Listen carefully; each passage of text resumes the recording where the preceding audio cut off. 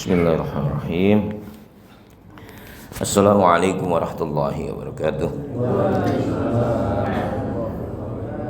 Alhamdulillahirabbil alamin, nabi nasta'in ala umurid dunya waddin, asyhadu an la ilaha illallah, asyhadu anna Muhammadan abduhu rasuluh.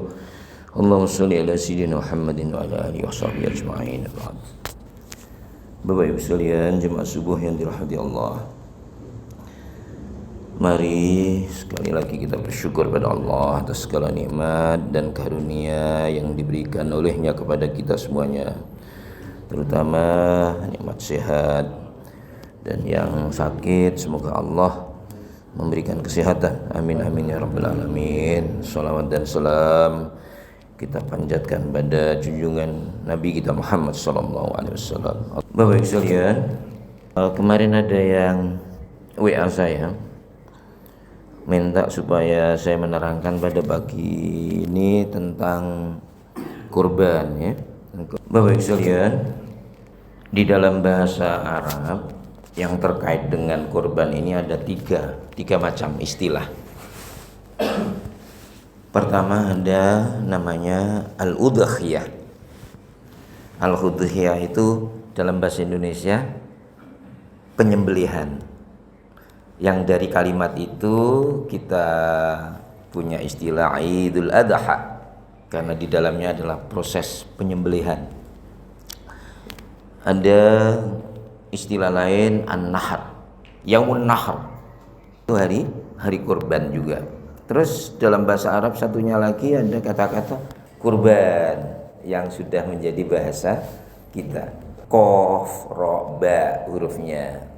Ana qaribun ilaika, artinya saya mendekat padamu.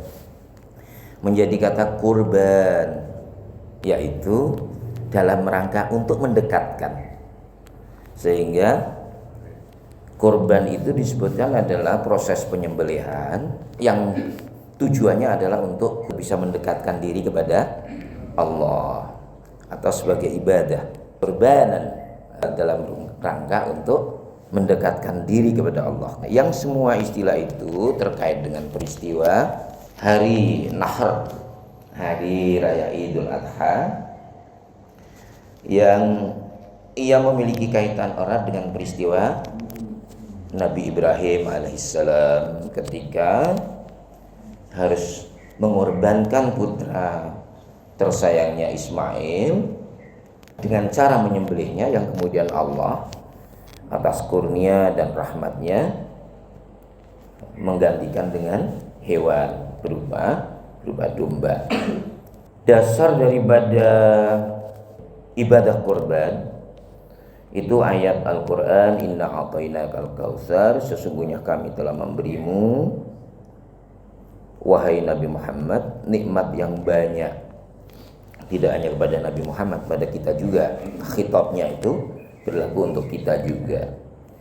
Ayat berikutnya apa? Fasholli li rabbika wanhar, maka laksanakanlah salat karena Tuhanmu dan berkorbanlah.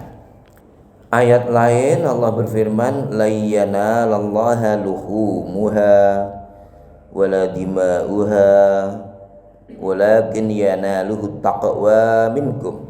Daging hewan kurban itu dan darahnya itu sekali-kali tidak akan sampai kepada Allah. Tetapi yang sampai kepada Allah apa? Ketakwaanmu. Nah, ini konsep daripada kurban di dalam agama kita, dan ini menunjukkan bahwa agama kita itu jauh daripada proses khurafat. Kalau ada orang membangun jembatan dulu itu ya, harus korban hewan kepalanya ditaruh mana? Di bawah jembatan.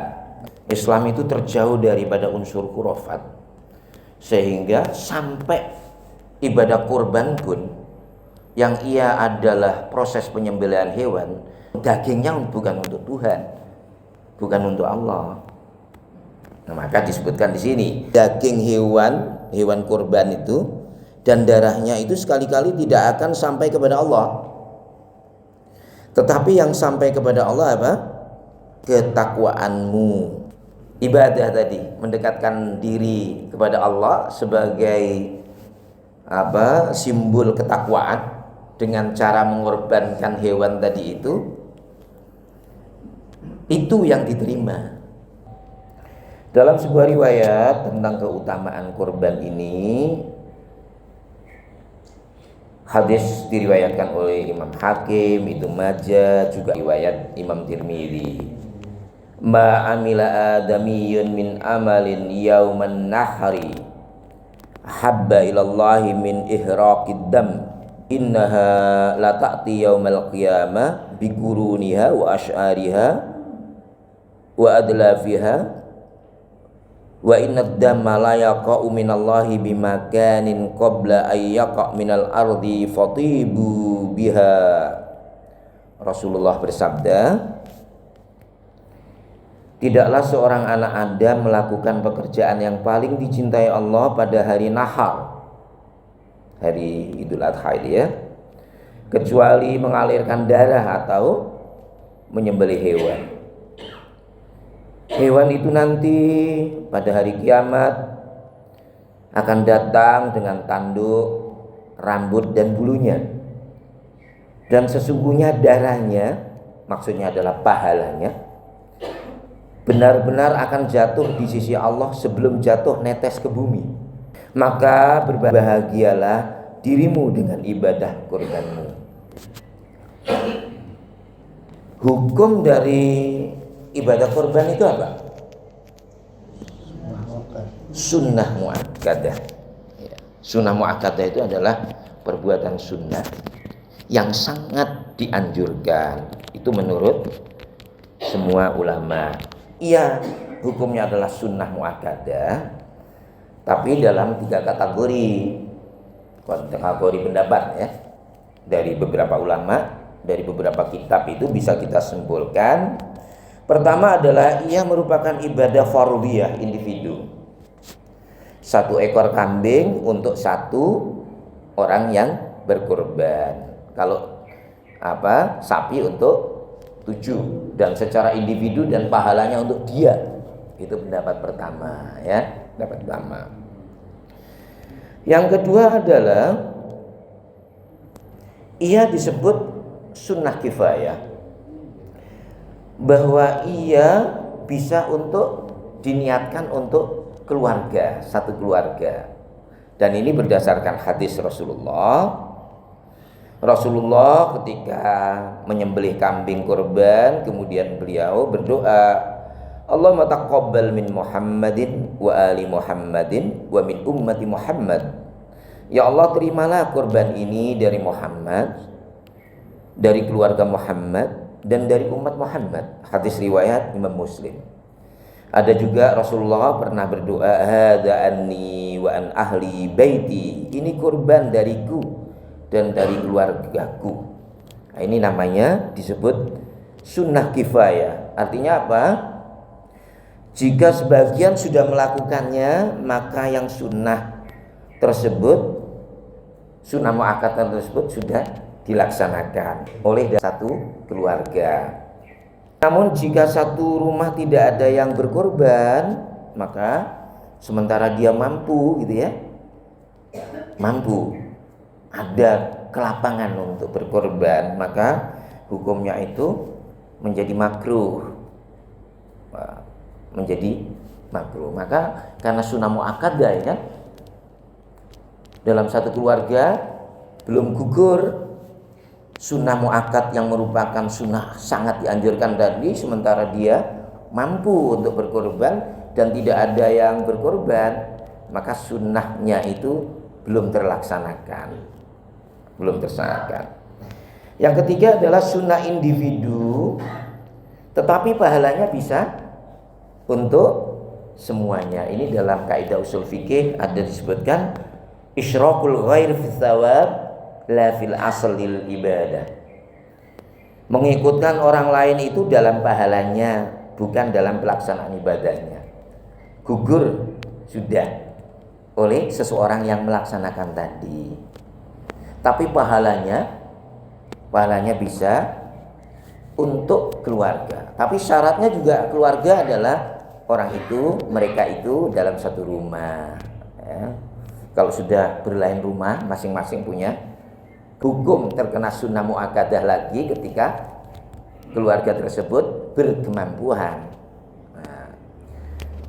Kalau pahala ini bisa tersampaikan untuk keluarga siapa saja, keluarga yang ada dalam satu rumah, yaitu seorang ayah, dan untuk semua yang menjadi tanggungannya, yang tanggungan ayah tadi.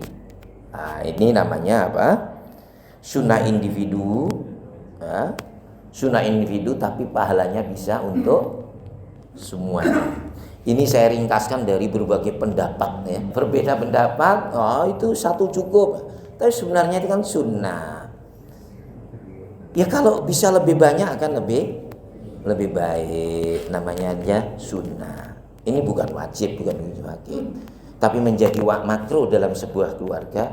Makruh itu artinya tidak disukai dalam sekeluarga, dalam satu keluarga yang sebenarnya ia mampu, ya, tetapi tidak melaksanakan, tidak seorang pun, apalagi keluarganya sudah pada bekerja, ya. Nah, ini dalam 1 tahun sekali. Nah, pembagian dagingnya bagaimana? Nah, ini kawan-kawan, bapak-bapak yang berkorban ataupun yang menjadi panitia korban. Pertama, ya, 1/3 bagian wajib, hukumnya wajib disedekahkan untuk fakir miskin, ya. Kemudian 1/3 untuk kerabat dan tetangga. Ya, dan ini sifatnya adalah boleh atau dianjurkan untuk mempererat silaturahim. Ya. Yang 1/3 berikutnya adalah untuk shahibul kurban. Diperbolehkan, maksimalnya adalah 1/3. Maksimalnya kalau tidak mau akan lebih baik, karena bisa disedekahkan lebih banyak kepada yang miskin dan yang tidak terbiasa makan daging, ya, yang jarang makan daging, ya. Nah, untuk yang non muslim itu boleh atau tidak menerima, itu ada 2 pendapat, ya. Non muslim itu artinya orang kafir dalam hukum-hukum fikih itu al kafir. Kafir itu boleh menerima daging kurban atau tidak. Ada 2 pendapat. Pertama, ada yang melarang secara mutlak, tidak boleh, karena ini adalah sebagai ibadahnya orang Islam, ya, ibadahnya orang Islam, dan ini untuk kepentingan orang Islam. Yang kedua, ada yang membolehkan, boleh, tapi itu pun dengan syarat. Syaratnya dia bukan kafir harbi, orang kafir non muslim yang memusuhi kita, ya, lawan sedang perang kok dikasih apa? Dikasih daging kurban, ya nggak boleh, ya kan? Nggak boleh. Masih banyak yang lebih memerlukan. Nah, tapi kalau dia baik seperti saudara kita Pak Teri, Pak Yono, ya kan?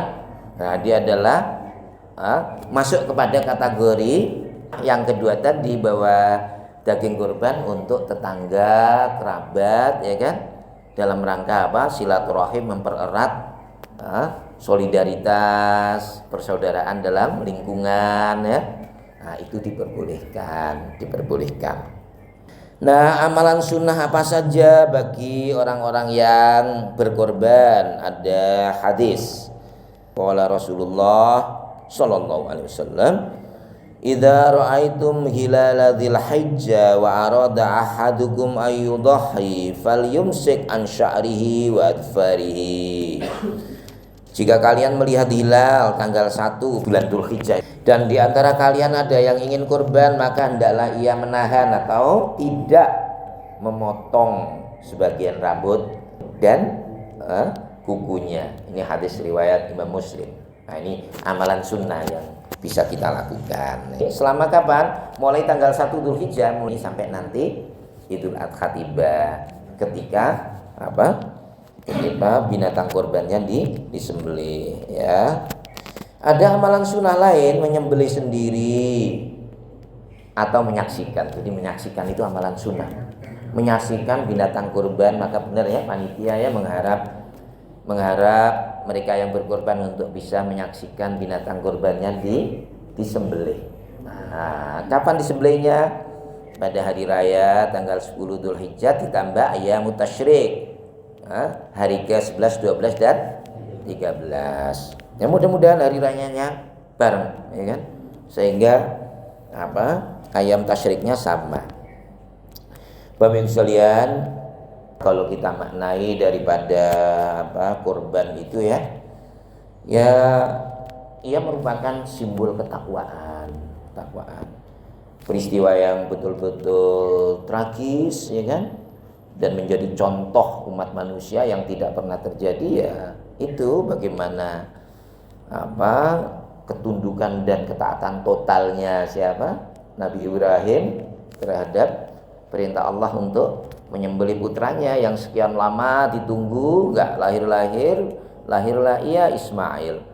Saat ia menginjak menjadi anak yang lucu-lucunya ya kan, itu betul-betul contoh bagaimana seorang atas perintah Allah betul-betul taat dan menjalankannya untuk menyembelih putranya yang disayangi, yang ternyata kemudian Allah menggantinya dengan domba yang kemudian ia menjadi ajaran yang sekarang kita ikuti. Yang kedua dari ketaatan ini bisa kita lihat juga itu kurban itu ya dalam rangka untuk membersihkan jiwa ya dari sifat kikir, cinta dunia yang berlebihan, untuk mengorbankan ego ya, dan kepentingan pribadi dan kenikmatan dan kenyamanan yang selama ini lakukan untuk dikurangi sebagian hartanya untuk ya termasuk ibadah sedekah-sedekah yang lain. Demikian juga kurban ya, ajaran yang sangat mulia untuk mendidik keikhlasan pada diri kita sebagai sebagai contoh ketakwaan ya, ketakwaan.